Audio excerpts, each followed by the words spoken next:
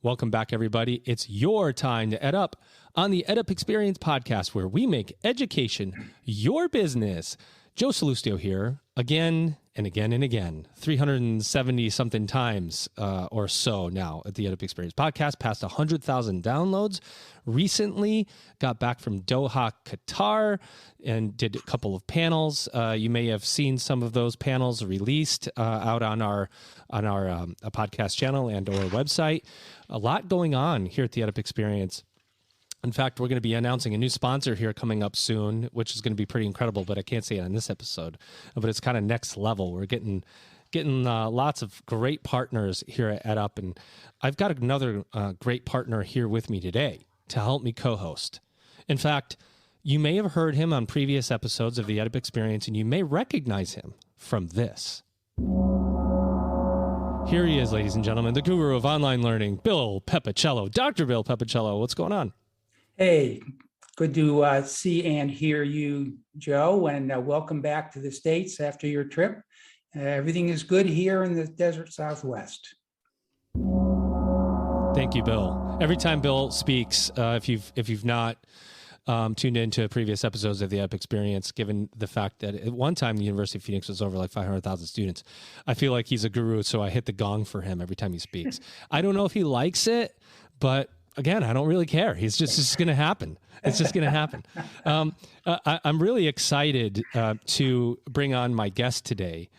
She is absolute fire. And I want to bring her on now, and I'm going to keep bringing her on to this. Fire. Dr. DeRionne Pollard. She's president of Nevada State College. Fire. What's going on? You know, I'm going to have you be the soundtrack of my life. I love this. I'm just going to be fire, like Shaka Khan all the time, into the fire. Love it. Well, you know what? I'm just going to keep hitting it every time you talk now, and we're just going to keep going. Thank you for joining us today. I'm absolutely delighted, looking forward to the experience, and hope I can just claim the fire like my colleague Bill just claimed the big dong. So we're going to enjoy it today. Well, nobody's claimed the fire yet, so it's open. We're gonna get through it. DeRionne, I want to have you talk about Nevada State College. Just give us a broad stroke. What do you guys do? How do you do it? So Nevada State College is the newest of the Nevada State System of Higher Education institutions of higher learning. We are 8 in the state, and Nevada State is the newest. We are 19 years old. In fact, next year we'll be celebrating our 20th year. And we are in the midst, I think, of truly one of these transformational moments. We embraced and readily believe that we are serving the new majority. Those are students who have traditionally been underserved in higher education, whether they come from various ethnic and racial groups, they're immigrants, they're working adults who are trying to put together a series of credits to create a completed degree. We recognize that our value proposition in this system is as a mid-tier state college, the only state college in the state of Nevada, is to provide relevant degrees that lead to economic mobility for our students. And we take that with great pride. I'll also say that in our DNA, baked into that is this deep commitment around social justice and making sure that no one is left behind. So I'm the new president here and love this job and love this organization. It is truly one of the best things I've ever done in my life.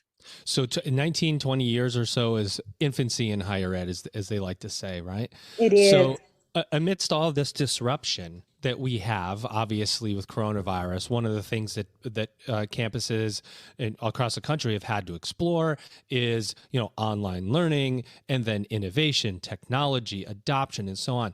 Is it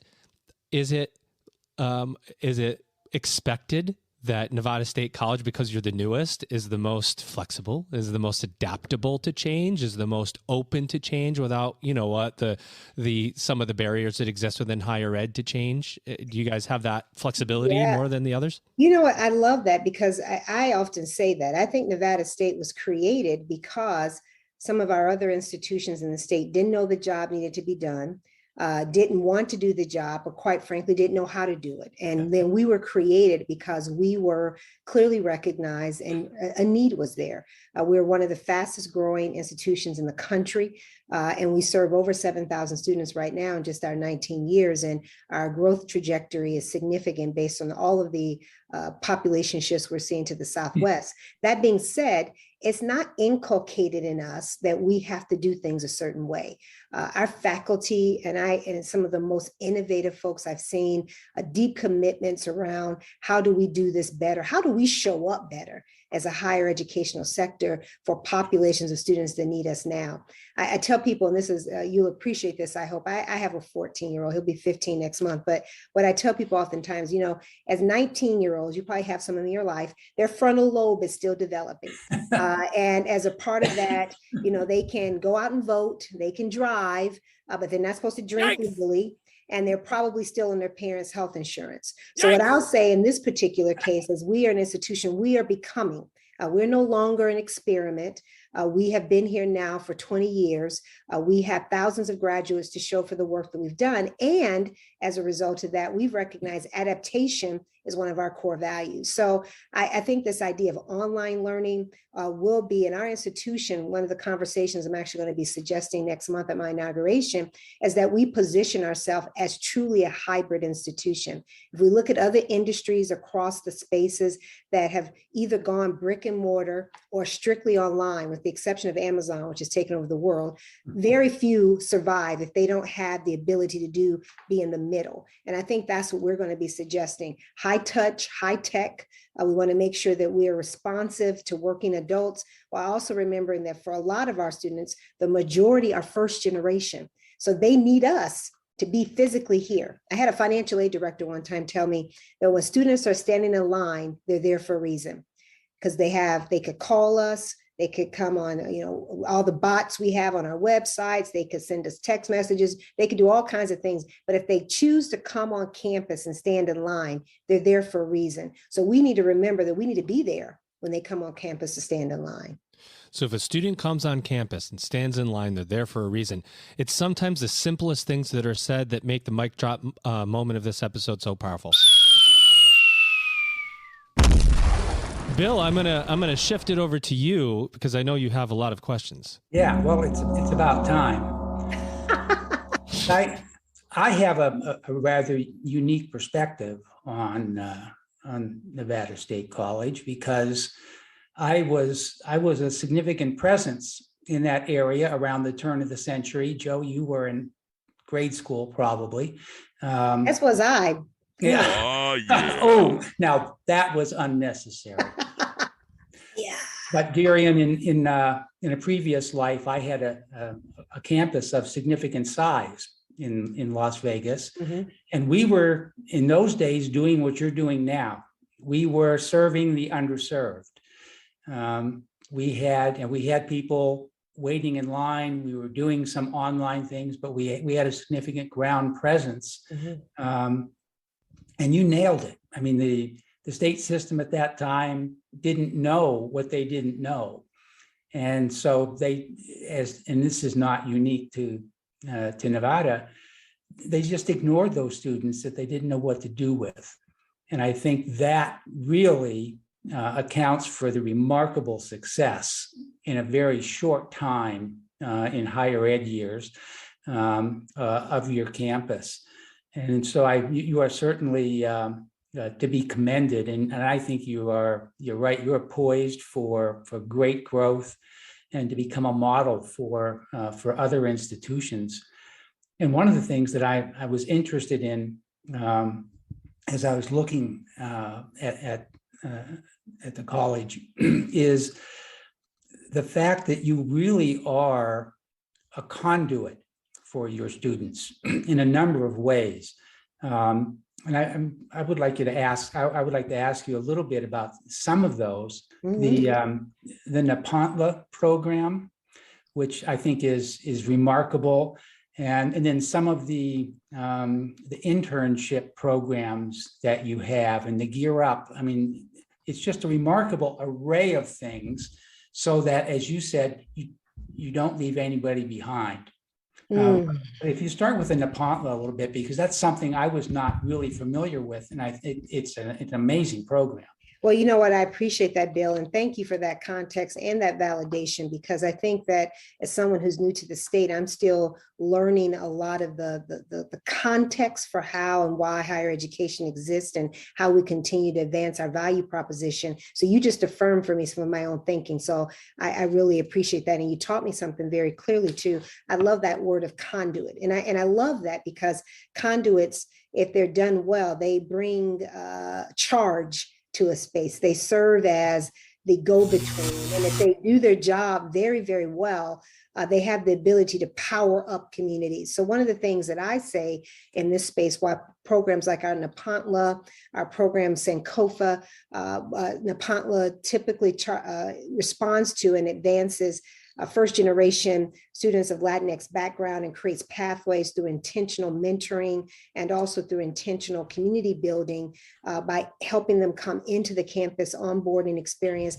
and really holding their hand throughout the college experience. We have the same program, very similar but representative of culture in our Sankofa, which targets Black students as well. So this idea, as you describe, of making sure that we are a part of the solution of our communities. If we recognize that Nevada continues to have an under participation rate in higher education, if we recognize and agree upon the fact that given the shifting demography of our community, we would be well served and intentional as a community to make sure that no one does not have access to higher education, and that we recognize that some of the traditional barriers and those things that people will say will write off and say, oh, these folks are not going to be successful. How do we co-opt that? How do we co-conspire as an institution with our community to create different outcomes? And that's exactly what we're doing with our Nepantla program. We have our faculty and staff mentoring, having intentional onboarding experiences in the summer prior to your starting coursework in the fall with us, being very intentional to hold your hand throughout and explain, let's be quite frank, some of the academic language that we have that really we think is just a part of who we are, but reality, it could be very off-putting for a lot of folks to even understand. That running joke we hear, Bill, all the time, what's a bursar? Half of us within the organization can't explain that. So how do you explain that to a first-generation college student, right? So these are the things that are important. We know, based on some of our own literature here at Nevada State, that about 55 to 60% of our students are first-gen. So as myself, having been a first generation college student, it is incumbent upon us to make sure that we're putting intentional pathways there, that we're assessing ourselves, because I literally just told my college community the other day, and we'll be asserting this more directly. We cannot become the progeny of a system that is not willing to adapt and continue to evolve based on the fact that we are now successful outcomes of this system. Increasingly number of our students are seeing faculty and staff at our institution, I want to say almost 30 to 35%, who identify as first generation themselves. Wow. So we are the products of a system that we were successful in, but we have to continue to redesign this system so that we are not the only ones who do that. So I like to think we're creating two-generation solutions to poverty, to economic mobility for so many people. That's great. Before I throw it back to you, Joe, I've just got one more thing I'd like to follow up with.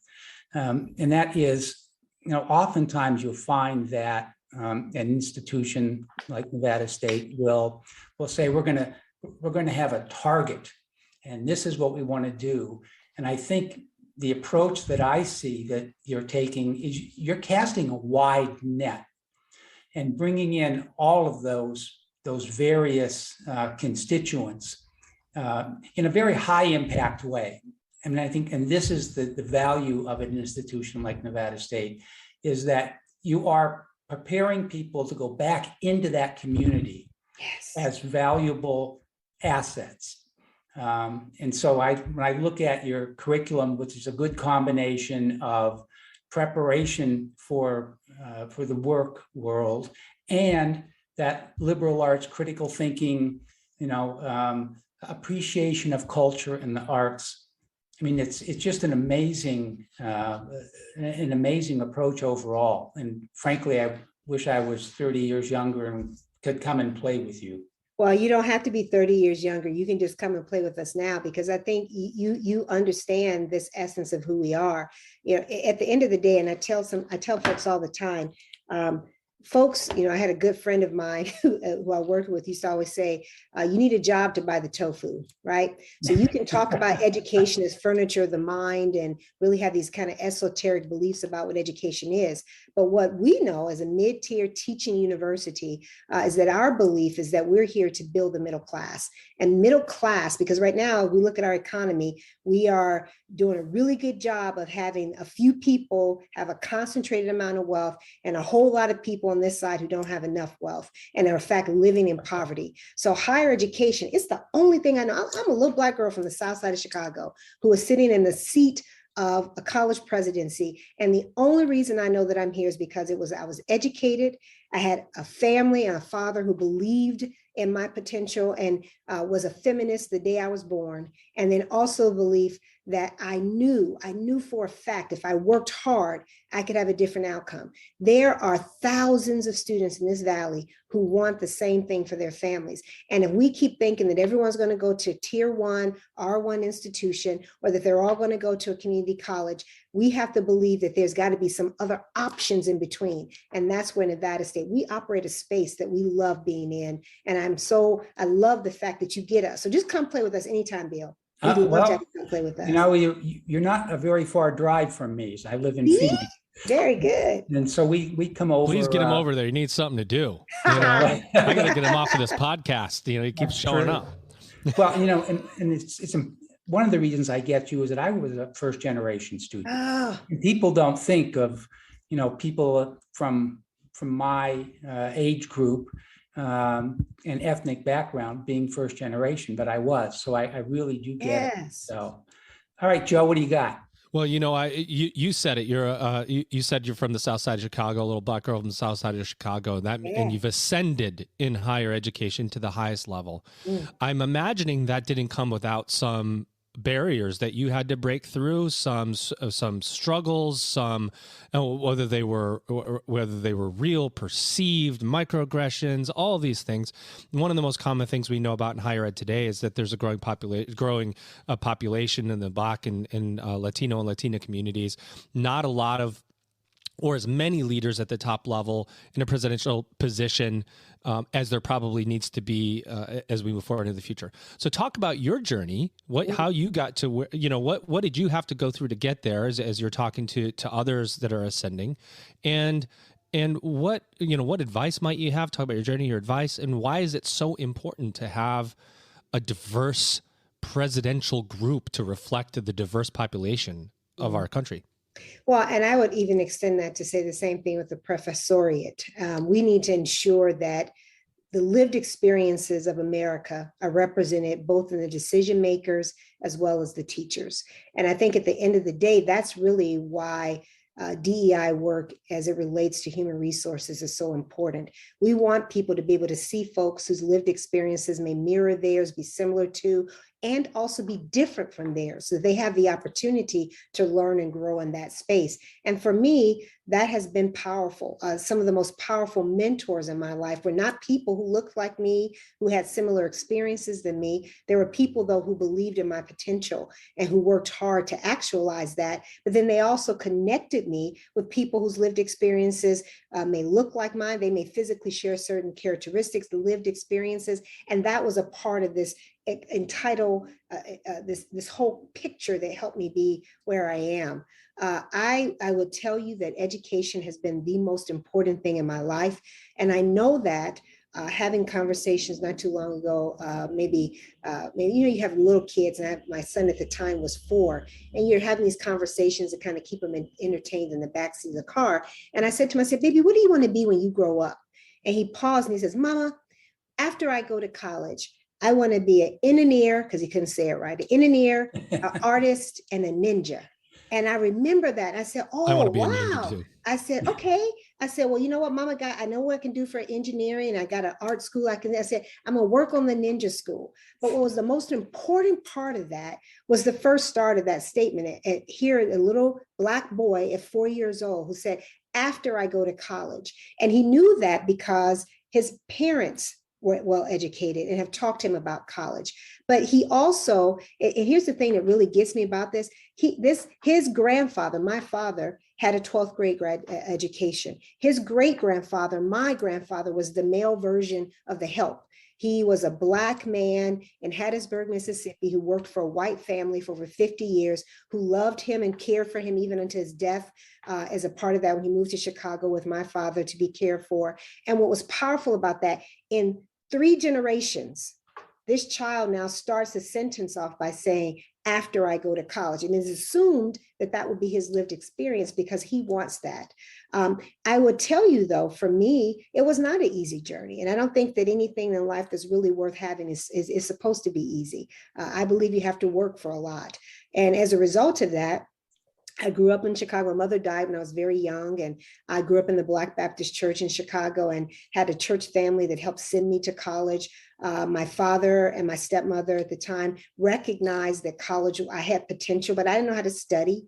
I was smart, but I didn't understand that. I'd gone to a magnet high school where I was able to be successful getting out of that school as well. But what I would tell you, going to Iowa State University, it was a shock. I went 6 hours away from home, and I walked into a space where I didn't see people who looked like me. I couldn't find makeup or stockings that even matched me. I had to pull out an ID every time I wanted to write a check, because that's what you used to do back in the day. And it was just a very different lived experience. But I also was coming up in a time we were starting the culture wars, and this was the late 80s, early 90s. And I got to be a part of really transformational experiences on that campus where they were grappling with issues about what does it mean to be diverse as an institution in the Midwest. How do we start to talk about our hiring processes? How do we talk about the experiences of students and then graduate students? And I was a part of that and really had transformational folks in my life who helped me realize that you can have a pathway in higher education if you wanted that.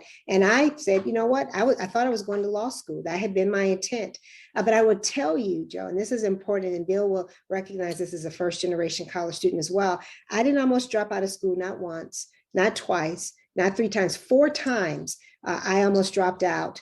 I withdrew, and then I had a woman who was a mentor there who paid me to go back to school. She said, you will come and study at my house. You can watch my son a couple hours a week, but I will pay you to come here and study. Because what was I doing? I was working 3-4 jobs trying to go to school full time because I didn't want to be hemmed up in loans by the time I got done. So I think for me, when I literally right before this conversation was meeting with one of my Black administrators here at the college. And part of what I think our jobs are to create these pathways is a couple of things. One, to tell our stories. So I tell my story, and I do that very thoughtfully and very deliberately. I talk about the intersections in my story. So certainly as a Black woman who is in a gay and lesbian relationship, who is parenting a son, who started her career for 25 years in the community colleges and now have moved into the 4-year space, I tell that story because I think there's an obligation for me to be able to have somebody see those interactions for them. And then the last thing is to create those pathways for other people, to do the coaching, to do the truth telling, to do those things that folks need to hear in such a way for them to help navigate and be successful. And if I do that well, I can do, as Kamala said, I may be the first, as I was here in Nevada, the first Black woman to lead an institution of higher education in 2020. We're beyond that. But then to be able to say that I will not be the last, that's what the obligation is for me in this space. The EdUp Experience podcast, where we make education your business. Hey, everybody, head over to www.edupexperience.com, our website, where you're going to find all of the episodes that we've recorded categorized so that you can ensure that you're spending your time listening to the podcasts that are most important to you. You're going to see the reviews of our podcasts, the shows in our network, our partners, and a section on starter episodes. If you're new to the EdUp Experience, listen to those starter episodes and get a feel for how the podcast has evolved over time and our impact in the world. www.edupexperience.com. Wow. There's a lot in there. There's probably like 50 questions I have out of that, but I want to go back to what you said about your son, right? That says, when I go to college. The question that comes with that is, by the time he goes to college, there might be a lot of noise around him that college isn't necessary, Hmm. or that the value of a degree is somewhat less than maybe the way you were told it was. And, you know, that whole cycle, and I ask this to everyone because it's just the most fascinating thing. And I came back from Doha last week in an international education conference, and one of my biggest takeaways was the international community values higher ed massively. They see it as a foundational part of their economic success of the country. Sure they do. And then for us, it's like, yeah, you might get it, you might not get it, but you don't need it. You do need it. Where do you sit on that? Because you've gone to higher ed. You know, you don't hit a hot button for me right now. So I knew it might be. That's why I'm asking. You might have to hit me to shut up here, because I actually let me pontificate for a minute, just reflect, because I feel some kind of way about this. You know, when we say higher education is unnecessary, for whom are we saying that? I don't see parents of certain income brackets saying that their children don't have to go to college. And I certainly don't hear us having conversations of saying that a college education isn't valuable for them. I get really offended because when I think and hear people say that college is unnecessary or a college degree doesn't hold its weight that it used to hold, I always think about for whom are they talking about and who are we going to exclude in that? And to be quite frank, it's folks who end up looking like me, who oftentimes are told those conversations and they're railroaded into positions that oftentimes don't lead for economic mobility, where they have the opportunity to create generational wealth for their families. This is what we're talking about: economic sustainability, economic mobility. It leads to generational wealth. We want to do that. The other day, somebody asked me, they said, oh, have you started thinking about retirement? I was actually talking with my financial planner, you know, moved to the state and we're making sure that things are ready. And he said, what's your plan? I said, you know, I'm going to be one of the first people in my family to actually retire. And he said, what? I said, well, in my family, you know, when you work until you die, and then, or you work until you can't, and somebody takes care of you. And then we're all saying, I got $1,000 on the funeral, you got $1,000 on the funeral, and we're all trying to do that. Say, I get to break that cycle for my family. This is what we talk about when we talk about educational value.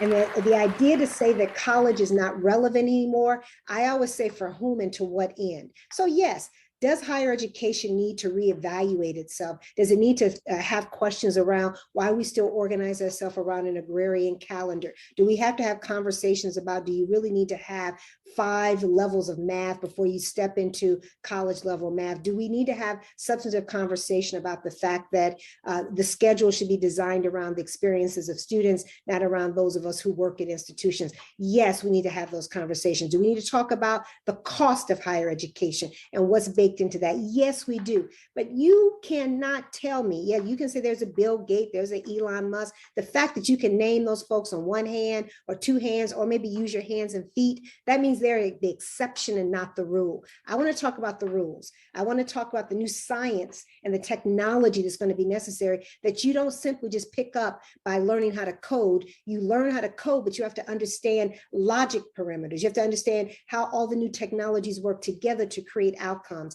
And you got to have economic stratification. So yes, we need upper income, upper echelon jobs that allow us to do the types of things we want to do as a society. We need middle income. And yes, there will be jobs where folks are going to be working at the other end of the economic spectrum. But their dream is to move to the next one. I never see a parent say that they want their child to not have a better future than they have for themselves right now. That's the American dream. And the fact that every other country is eating, not every other, but so many others are advancing ahead of us because we've forgotten the value of education. Why do you think Ben Franklin, they created a country and made compulsory education something that we should be thinking about? And we put into law and we practice that. So I think it's lazy. And I think we've gotten to this anti-intellectualism that we think is, is cool. And we cite 4 or 5 people who did it without it. Okay, maybe a couple hundred. That is the exception and not the rule. Let's stop catering to the exception and start talking about the rule. That is probably one of the best answers on the value of higher ed that I've heard in my 370 so episodes. Bill, what do you think about that? Well, I've been part of more episodes than that because I'm a lot older than you. But I agree. It is absolutely spot on, and it's it's things that I've been saying for a long time, and traditional higher education was saying, yeah. But I think a really salient point, and I'm going to try to paraphrase this, is I think you've nailed the fact that in America, we are treating higher education as a commodity as opposed to a public good. Good. Yep. Now, Ben Franklin saw it as a public good. Yes. The initial higher education system was a public good, but now it's a commodity. It's something that we purchase and that we want to use to better ourselves, but in a much more pragmatic, utilitarian way than previously. And so what you said, pushed all of my buttons, and Joe has heard some of those being pushed, and he's going to hear more in the not too distant future. Well, I also think the other part about this too is then what type of communities do most of us want to live in? And, I had a donor one time, I was making a suggestion to him that we'd like to ask him to use a portion of some dollars for scholarships for students. And he said, certainly, but his concern is that he didn't want any, at that point, he said, non-Americans having access to those dollars. And I kind of paused and I said, well, why is that? And he, again, long history of civic engagement in our community, very thoughtfully engaged around lots of things. And he had a very strong perspective about, as he said, illegal immigrants. And I kind of paused and I said to him, I said, we certainly can respect your wishes. This is your gift. I said, but let me ask you this. Why do you choose to live in this community? And at that time, I was living in a very well-educated community that valued higher education. And he said, oh, I can tell you why I live here. He said, we have better health outcomes. That's a safer community. And he kind of had this little list about why he chose to live there. And I said, you're right on here. I said, most Americans, if you look at college towns, and if you look at areas of broad economic growth, there are areas where you have high concentrations of well-educated people. And the literature and the science tells us when you have higher educational levels in a community, you have greater voter engagement, you have greater civic engagement, you have better health outcomes, you have lower crime, you have lower economic challenges within the community. We can go on and on and on about the value of higher education. I said, would you not want to live in a community where everyone is educated? I said, besides, let's take the community out. Maybe I come from it from a social justice perspective. I said, but you come from it from a truly about you. Don't you want to live in a community where you don't have to worry about people being undereducated in such a way that it inconveniences your life? And he kind of paused and he says, all right, I'll try it out one time. And that's what I think is important about this is when you said, Bill, we have to stop thinking of education, and we've allowed it to be, politicized to the, the liberally educated this and the establishment here, all these kind of, red meat terms that don't mean anything. When we start talking about what it is we want to have in a community. And that to me is if we can start talking about and reclaim education as a public good that has private benefit as well. Because we can, we should be able to hold two thoughts in our head at the same time, right? We're complex beings. It can be both. And that's what we have to remember. Well, let me do this. I won't let DeRionne get away without this question. And then Bill, I'll pass it back to you and then we'll kind of close it out. But I often ask my guest, what is your entrance music? Because this is obviously related to higher ed.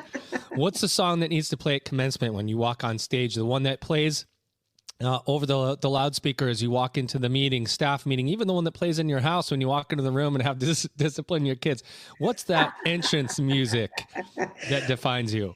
Oh my God, I love that question. I wish you told me because I had several of them. It depends on the mood I'm in. But right now, I'm going to go with Jill Scott, Living My Life Like It's Golden. That's what I'm working on right now. And if I can do that well and kind of be this light, that not only is something that is important within my own family, and the community that I live and serve in, but within this institution that I have the privilege of serving through leadership, I think that I will be doing just well. Because at the end of the day, I don't want on my tombstone for it to say phenomenal college president. I will come back and haunt somebody if it says that. What I wanted to say is that she was a hell of a girlfriend. She was a loving parent. She She gave the best for her community. She liked good tequila. She had a great laugh. She had a Fire. mean spades game. That's what and at the end of that, she was a servant for her community, and she did it through higher education and creating access to it. Then I'll be just happy.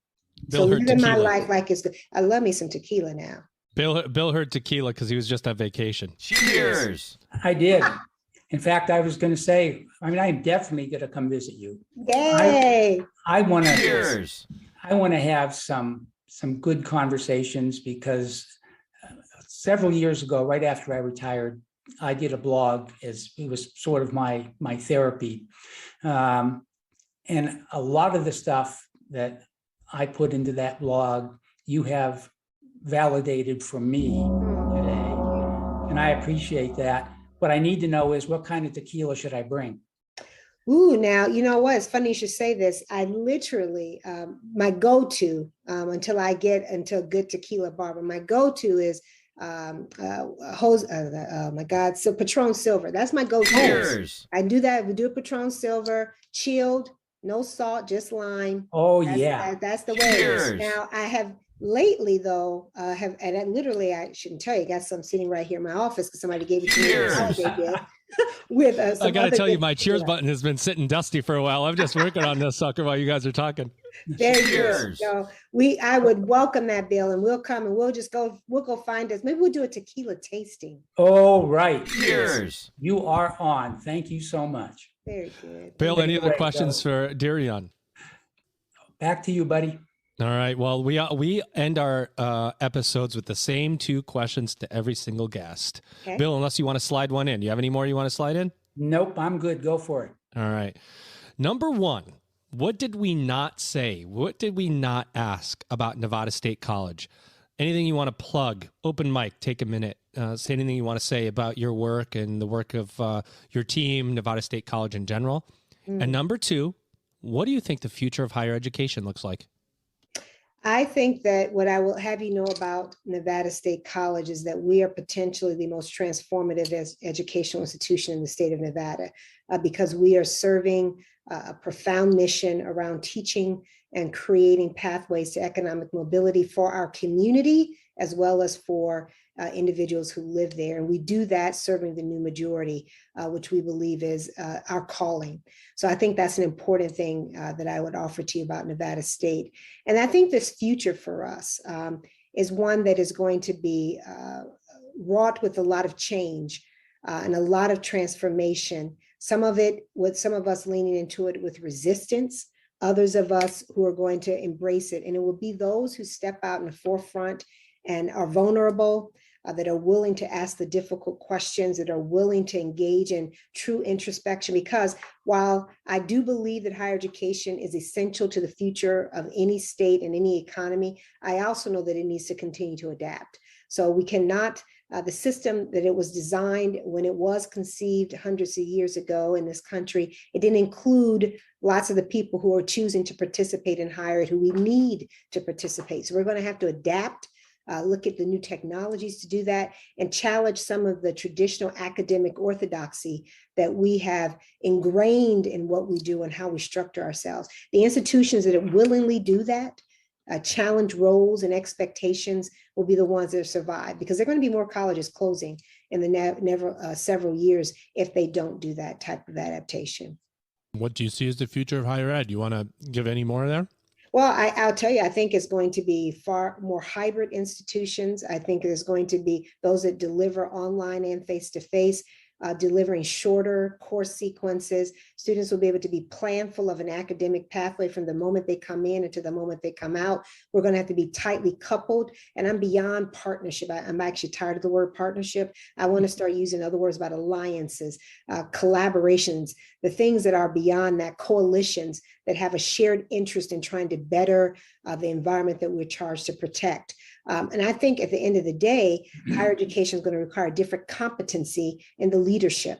The leadership is going to have to be highly communicative and understand how to do that, understand how to adapt very quickly in ways that right now we have not trained people to do, I think. And I'd probably say the last thing about leadership, they're going to have to be willing to think about challenging their own role in leadership. And that's going to be a hard conversation for a lot of us to do. But, here's a beautiful part. I got about a good another 15, 20 years in me. So I'm looking forward to seeing how this plays itself out. You go for it. Wow. I'll tell you what, too, they're right in the middle of you answering the first question to the second. I did take a bite of my chicken and rice. So my mouth was a little fuller there. Bill was supposed to step in and remind you of that second question. Bill, and we got to talk about that incomplete pass. Well, I thought she answered it before you came back. I think probably you didn't hear the response because you were crunching on that. All right, Bill. Where's my gong button? Because that's all I'm going to hit from now on. Anyway, of course, this is always an honor to have the guru with me, Dr. Bill Pepicello. Thank you for co-hosting this episode with me, Bill, and hopefully we'll see you again soon. I hope so. My pleasure.